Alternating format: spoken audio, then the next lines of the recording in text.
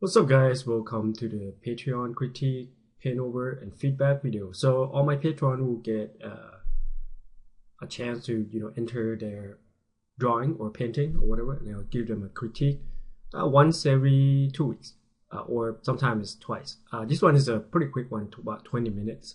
So that was the original painting, and I'll explain to you how and why you need to look at it from the top down because your horizontal is pretty high.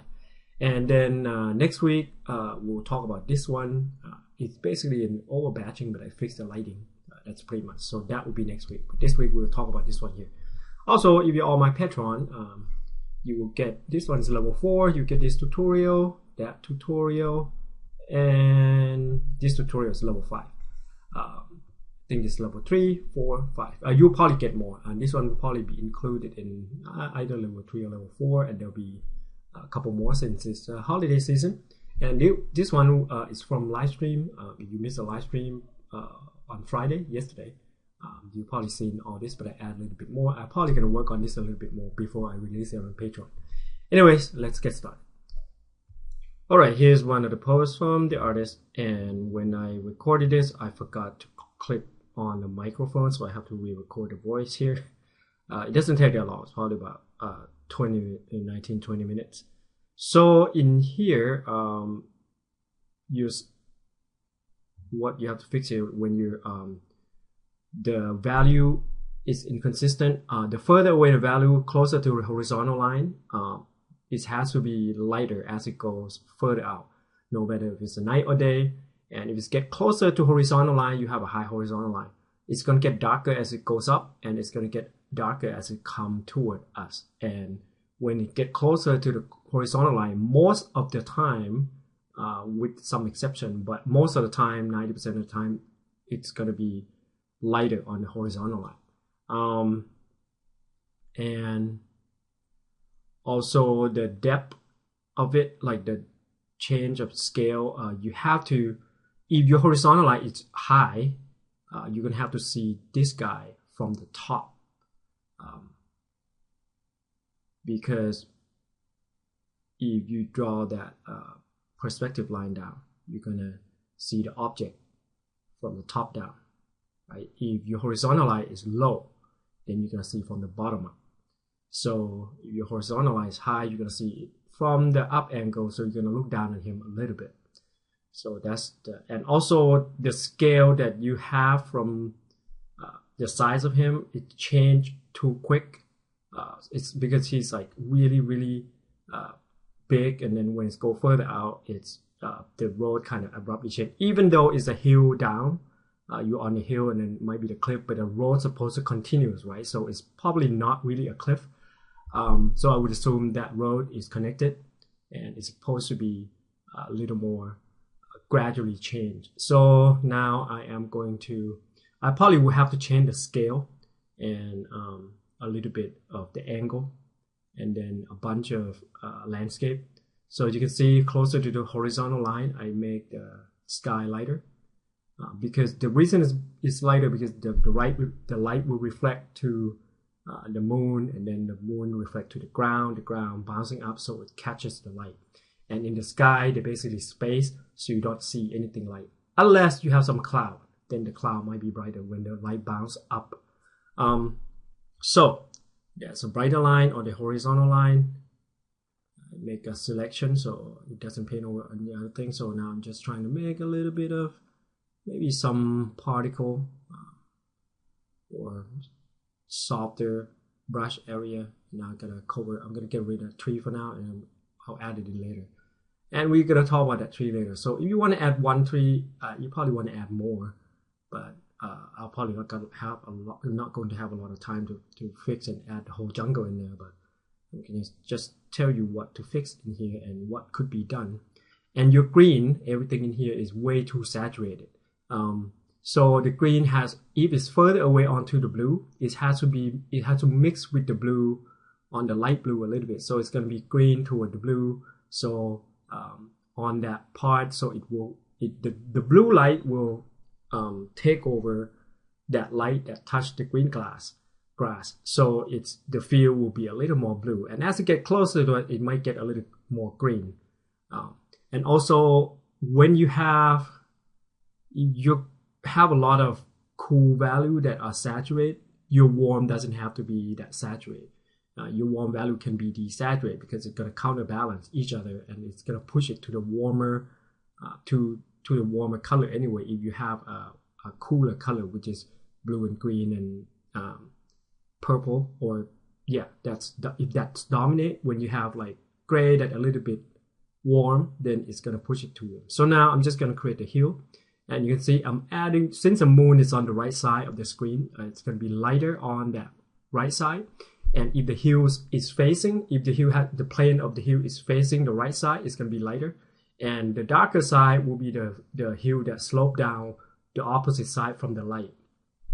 So now I'm just going to create a little bit of hue, and right there, one hue. You see the dark and the light section, and if you see as it goes further out, it's going to get a little bit more blue mixed in with the green. As it comes closer, you will see it's getting more green and more saturated green.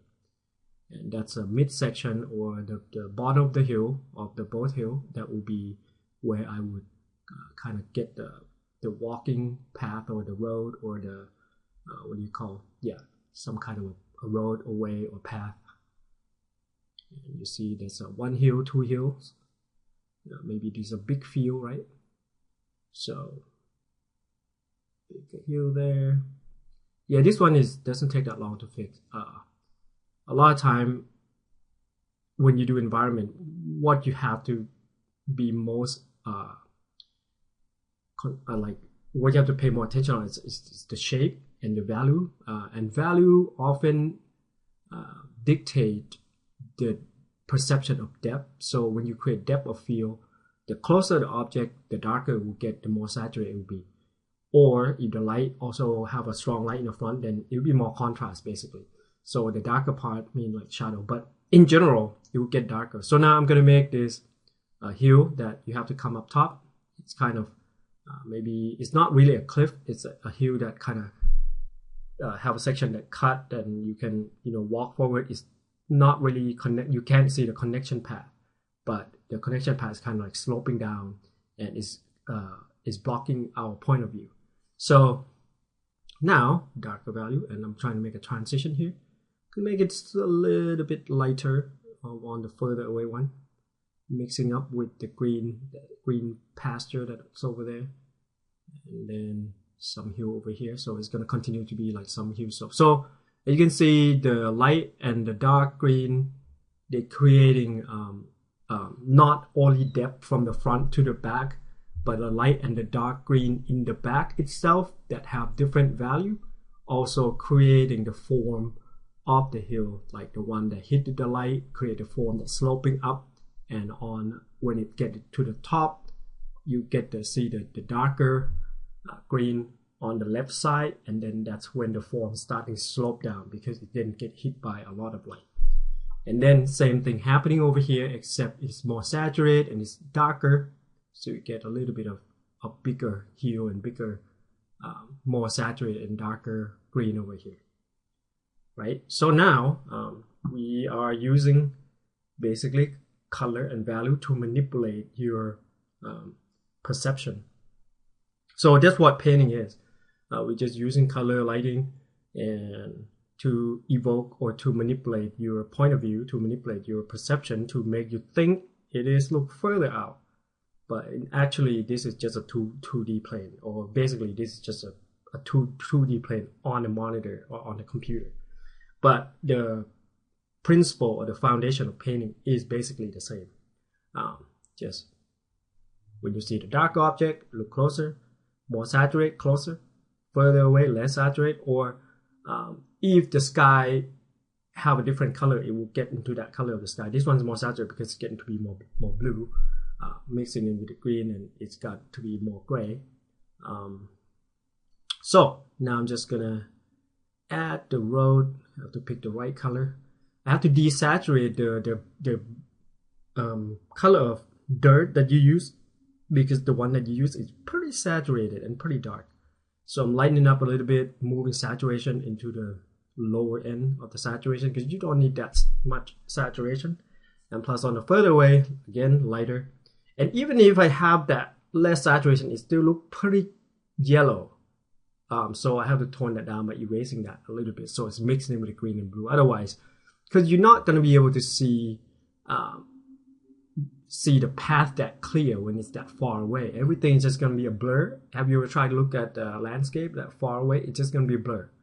So, or a little more kind of white out. I'm going to tone that down a bit. And now as it comes closer, it's going to get more saturated. And I want the path to go along that bottom section of the two hills. Right? And I'm desaturating, erasing them a little bit. And I think now that I look at it on the further away one, it should have been less white. But that's pretty bright. And now it's come all the way up here, and that's where the hill, the bigger hill in the front, is blocking our vision, so we can't see where the roads actually connected, right? So, and then we're gonna paint the road that are up on this upper side of the hill, or the foreground, basically. So now we got to that path. The hill got blocked. Now we're gonna make it slightly darker and more saturated, and painting on the top here.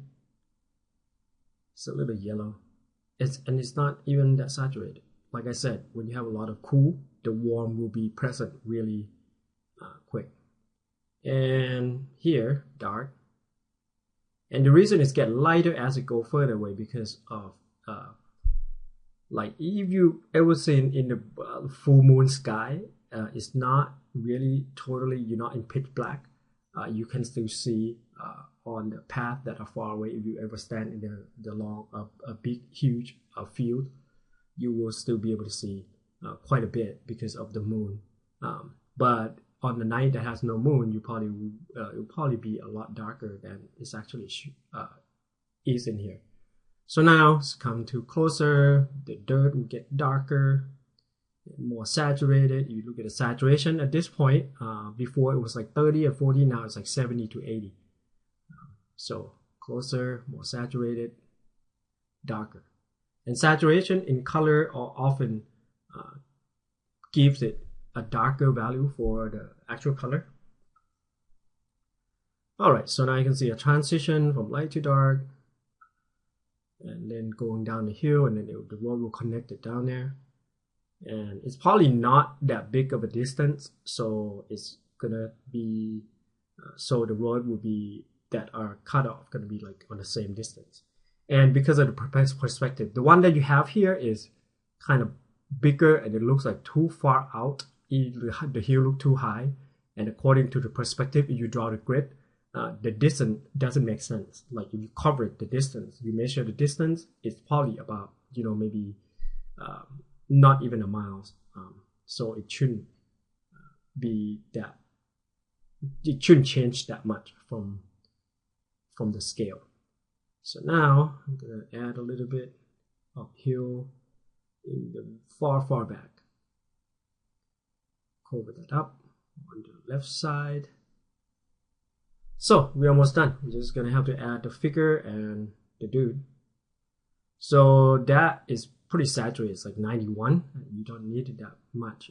And the red color is also 90. So watch out for your saturation. You don't need, like I said, if you want to have the warm saturated, the cool should not be. If the cool saturated, the warm should not be. Unless you want to play color trick, which some of the Disney color department, they do to kind of manipulate you to feel a certain way. So they play a lot of color tricks. So you can, when you have two opposite side of the temperature of color together, it's often, if it's not dark, if it's bright, it could blind you, or not blind, but it would make your eyes go weird. Like when you see two colors together that are super saturated, you almost see double. So it's a little purple. I'm not sure which one should I. Trying to find the right value here. Oh, this one I was explaining about saturation, but I forgot what I said. And I think why I paint this. I talked, but I forgot what I was talking about there. I probably talking about the same thing about saturation. Like if you have saturation in warm, then the cool should be less saturated. If you have more saturation in cool, then the warm shouldn't be that saturated. So you pick one side to be saturated, and the other one have less saturated. It will balance the temperature, color. You have more. Your color, the color that you have will be more. You have. I forgot the word. You have a better color harmony. Yeah, basically. So now the guy in the cloak, just kind of blue, but now it look purple because it stay in more of a yellow zone. And it's kind of like blue-green. If you look at the scale on the hue here, it's like blue-green, but instead here it looks purple because of the color of the yellow that he's standing on, and it got pushed by the green also. But it's basically the same, similar color that you have. So now I'm gonna make the moon. Just gonna make a circular shape and give it some maybe texture brush. Pick some desaturated yellow, not desaturated, about 40% saturation, and just do multiple stroke there. And you got a little bit of texture on the moon without having to do much, just a few strokes and you got the moon. And then I'm gonna add in some light, but then I still got the color of the moon, which is yellow, and I don't think that should be because that's too far away. It should be just light blue instead, because of the color of the sky. So I kind of forgot there. So the moon is, unless if the moon closer to you and you get that yellow light from the moon, then it's legit. But now it's nope, that's a wrong color. So now I just realize it, and then I'm deleting it using the blue color instead. So it should be kind of blue. Erase. Sometimes you want to go too quick, you forgot. So see, that's balanced out way better because there's nothing that have yellow bright light there, but it's the sky color is the blue and it's got a blue light, so you're gonna get the blue light. Unless you have the light that which I'm gonna show you in a little bit. The light from the lamp is a warm light, so it's a little more orange, and then you get a little bit of bounce light onto the coat. So, and I'm adding a little shadow in the back of him. And he's going to create some cast shadow. So the cast shadow fall out from direction of the light, which is from the sky, and then it's casting, and you see the angle. It's dropping down to the ground, which is parallel, and then it's angled up a little bit because it's going up the hillside, or the on the grass it has a form that kind of go up, so geometry go up, so that's why you have that angle from the body here, angle up a little bit. And there is a way to calculate the shadow, which is I teach a class in Digital Painting 101, so you know exactly where the shadow would fall. Like you have to draw a line from direction of the light, parallel line, and then how far is the ground, and you create those lines, kind of like perspective. Very similar method. So if you really want to know that, and you want to know how other concept artists making the cast shadow look so good, then Digital Painting 101, go take that. My class is good. All right, and now I'm just gonna paint the tree. It's just gonna be really quick. Just gonna try to add what you have there, but I'm not gonna add any foliage because the picture that you depict, if I was going with the mood that you have, it feels like super isolated and a little creepy. So I'm just gonna make a tree with no.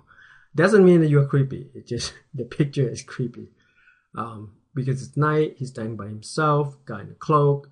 You don't know what he's gonna do, so I would not be hanging out with this guy.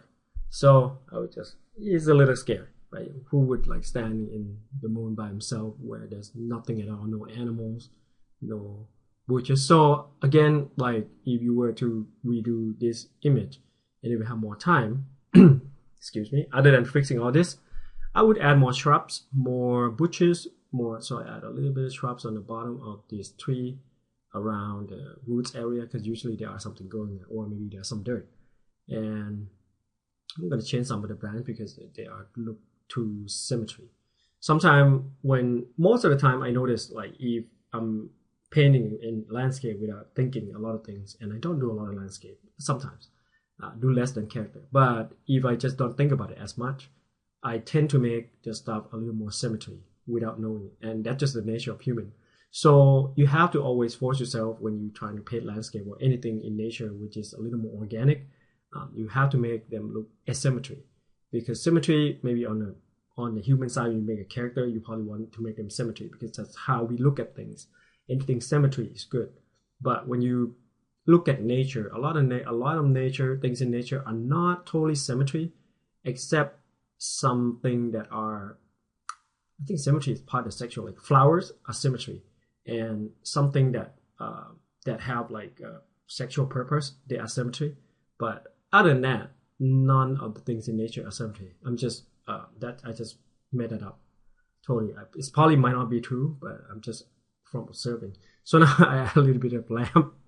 I was totally kidding, but yeah, try to force yourself not to do symmetry when you're doing the natural organic things, so it would turn out better. Unless you're doing people or flowers or something that, creature or something. If you want to make them ugly, then you make them asymmetry. But if you want to make them more organic, you make them asymmetry. So you have to force yourself to do that, because by default, as a human nature, you're going to make something symmetry. So now this lamp going to give light to that trunk, and you're going to see more form. That's why I create more form in that trunk by giving it some more light. And then you see a little of light drop off on the shoulder of that dude. So, all right. So now we have these two here. And then I was trying to use level, but that doesn't work. So let's just skip that. That doesn't work. Because it's making it too bright when I add level. So, but then in the end I use color balance, and I kind of adding a little more cooler tone to the bottom. And so on my color balance, when did I click the number? All right. So in the mid-tone, you see there's more red and more yellow. So I'm trying to bring everything toward the warmer side, right? And then you see that mask, which I erase. So on the further away, everything that I increase in color balance is basically the warm hue. Red, yellow, magenta could consider warm. But magenta is like kind of on the edge of warm and cool. So everything pushed toward warm, and then it get warmer on the closer side, and then I use eraser to erase the further side to make it cooler, because those will be affected by the blue. And anything that, if the color of the sky is cool, then when you make the color that you want them to be further away, going toward the blue or going toward the cooler side, it will automatically look further away, even further, even though you already laid out the value and stuff, but this will enhance it even more. So anyways, I hope you find this tutorial helpful somehow. And yeah, next week I will have another paint over.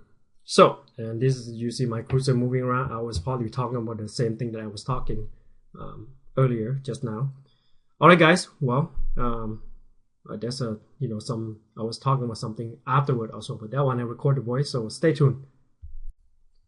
Well, if you want your critique and paint over, you can go to my Patreon and just pledge on any level. Level 1 only get like one drawing video per term. So every month I will pick a few image and paint over and do some critique. So it's just random. The more you post, the more you get. But or you can also, and also Patreon on all level will get tutorial. The higher the level, like this one's on level 5, you get landscape. Level 3 will get character design and character painting, and level 4 will get character painting in pose and different illustration. Level 5 will get sort of like a more environment. But on level 2 you get kind of lesson, now we're up to lesson 9, so this term will be lesson 10 on the basic foundation of painting.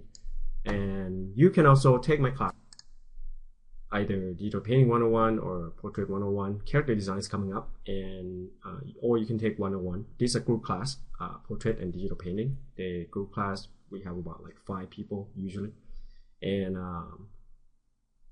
everybody get paint over and feedback. I try to get to everyone within an hour. And then you have a one-on-one course, which for sure you get feedback for 30 minutes to 45 minutes for each session, and depends on how many weeks you go. And thank you for watching. Don't forget to subscribe and click on the bell icon, so every time I go live at noon on YouTube from Monday to Friday at noon Pacific time zone, if you subscribe and you click the bell icon, you get notified every time I go live. And so you can catch me live. Otherwise you forgot. Or put it on your calendar so you can catch me live. That's like some kind of a sort of like a free lesson, except you don't get feedback. All right, but you learn something. If you stop by every day, you learn a lot more. All right, guys. Well, thank you very much. Have a good day and good weekend, a good holiday. Bye bye.